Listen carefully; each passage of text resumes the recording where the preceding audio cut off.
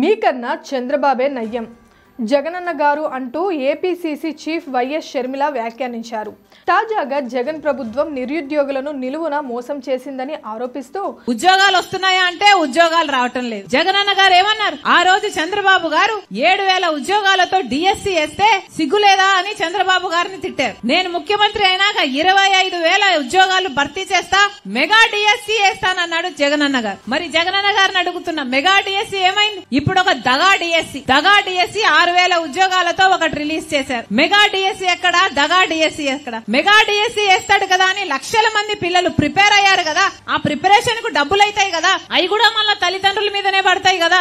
అంతమంది అంత టైం పెట్టి, అంత శ్రమ పెట్టి, అంత డబ్బులు పెట్టి ప్రిపేర్ అయినాక లక్షల మంది బిడ్డలకు ఇప్పుడు డిఎస్సీ లేదట. 6,000తో ఇప్పుడు చిన్న డిఎస్సీ వేశారు, దగా డిఎస్సీ. అది కూడా ఎప్పుడేస్తారు? ఈ ఉద్యోగాలు ఎప్పుడు వస్తాయి?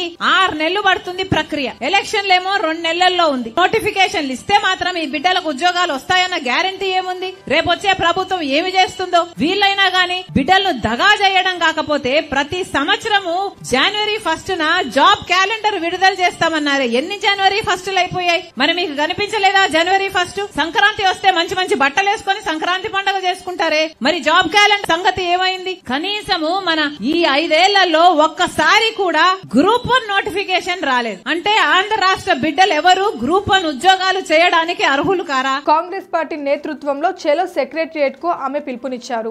అయితే దీనిని పోలీసులు అడ్డుకున్నారు. అనుమతులు లేవని తేల్చి చెప్పారు. అంతేకాదు, అనుమతులు లేకపోయినా నిరసన కొనసాగిస్తామంటూ రోడ్ల మీద వచ్చిన కాంగ్రెస్ పార్టీ నాయకులను పోలీసులు అరెస్ట్ చేశారు. ఈ నేపథ్యంలో ఆంధ్రరత్న భవన్ లోనే ఉండిపోయిన వైఎస్ షర్మిల మీడియాతో మాట్లాడుతూ వైసీపీ సర్కారుపై నిప్పులు చెరిగారు.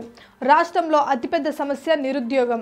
2.3 లక్షల జాబ్స్ ఇస్తామని జగన్ అధికారంలోకి వచ్చారు. 25,000 టీచర్ పోస్టులు ఖాళీలు ఉంటే 7,000 ఉద్యోగాలు ఇవ్వలేదని చంద్రబాబును నాడు అడగలేదా? ఆ మాట ఇవాళ మీకు వర్తించవా? మీకన్నా చంద్రబాబు నయ్యమని అన్నారు. మెగా డిఎస్సీ కాకుండా దగా డిఎస్సీ ఇచ్చారని షర్మిల మండిపడ్డారు. పట్టపగలే పచ్చి అబద్ధాలు చెబుతున్నారని, గ్రామ సచివాలయాల్లో ఉద్యోగాలు వైసీపీ కార్యకర్తలకు మాత్రమే ఇచ్చారని విమర్శించారు. ఏపీ పీఎస్సీ ద్వారా భర్తీ చేస్తామని చెప్పిన ఉద్యోగాలేవని ఆమె ప్రశ్నించారు. నిరసనలు తెలపాలనుకుంటే ఎక్కడికక్కడ నియంత్రించారని, రాష్ట్రంలో ఏదైనా ప్రత్యేక రాజ్యాంగం అమలు చేస్తున్నారా అని ప్రశ్నించారు. పోలీసులను మీ సేవకుల మాదిరిగా వాడుకుంటున్నారని షర్మిల వ్యాఖ్యానించారు.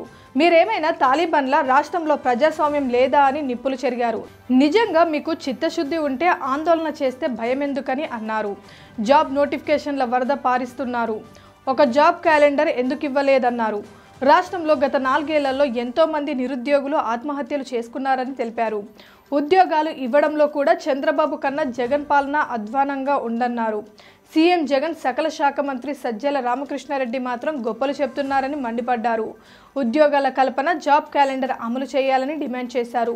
చలో సెక్రటరియట్ చేపట్టి తీరుతామని వ్యాఖ్యానించారు. కాగా ఆంధ్రరత్న భవన్ వద్ద సుమారు 1000 మంది పోలీసులు మోహరించారు. ట్రాఫిక్ ను దారి మళ్లించారు. దీంతో షర్మిలను అరెస్ట్ చేసే అవకాశం ఉన్నట్లు తెలుస్తుంది. Please subscribe Pragna Media. Please like, share, subscribe to Pragna Media. Pragna Media, please do like, share and subscribe. Please subscribe to Pragna Media. Please like, share and comment if you like the video. Pragna Media.